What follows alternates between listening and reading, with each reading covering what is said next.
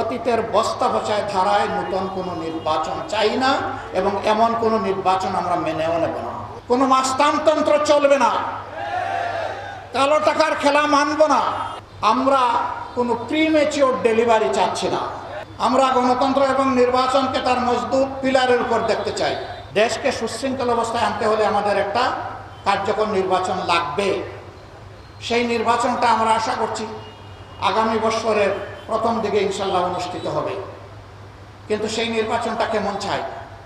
আমাদের স্পষ্ট বক্তব্য, অতীতের বস্তা পচায় ধারায় নতুন কোনো নির্বাচন চাই না এবং এমন কোনো নির্বাচন আমরা মেনেও নেব না। এই নির্বাচন হতে হবে স্বচ্ছ,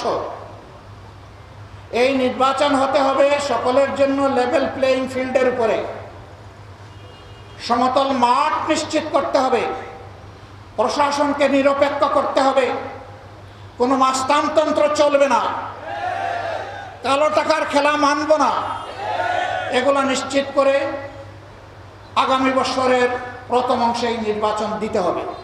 আমরা কোনো প্রিমেচিওর ডেলিভারি চাচ্ছি না। বাচ্চা 10 মাস 10 দিনে যে বাচ্চা জন্ম নেয়, সেই বাচ্চা স্বাভাবিকভাবেই সুস্থ সবল থাকে। 6 মাসের মাথায় বাচ্চা জন্ম নেয়, তাকে ইনকিউবেটরে রাখতে হয়। ওই বাচ্চা সারা জীবন দুর্বল থাকে। আমরা এরকম কোনো দুর্বল নির্বাচন এবং দুর্বল গণতন্ত্র চাই না। আমরা গণতন্ত্র এবং নির্বাচনকে তার মজবুত পিলারের উপর দেখতে চাই। আমরা সংস্কারের কথা বলেছি, অবশ্যই সংস্কার করতে হবে।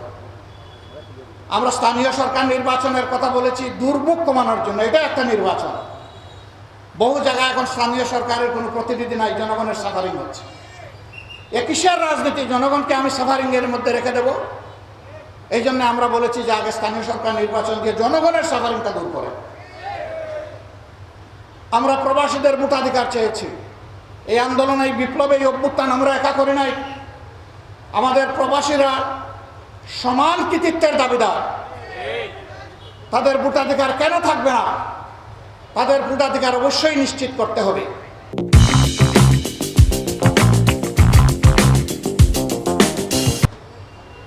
তাদের ভোটাধিকার শুধু নিশ্চিত করলে হবে না, তাদের ভোট প্রয়োগ নিশ্চিত করার ব্যবস্থা করতে হবে।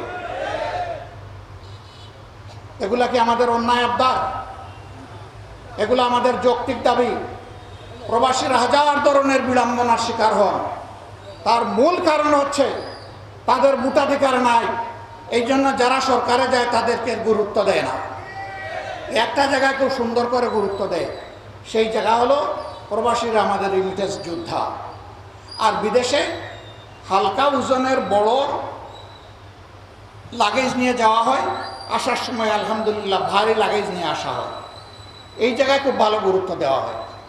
আমাদের এই প্রবাসীরা রাজনৈতিক নেতাদেরকে ওই সমস্ত দেশে গেলে কি পরিমাণ ভালোবাসে।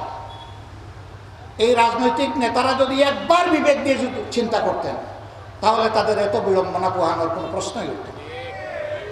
বন্ধুরা, আমরা আপনাদেরকে জানাই দিচ্ছি, আছি এই দাবির পক্ষে আমরা মজবুতভাবে আছি এবং ইনশাআল্লাহ এই দাবি আপনাদের পক্ষে আমরা আদায় করে ছাড়বো ইনশাআল্লাহ।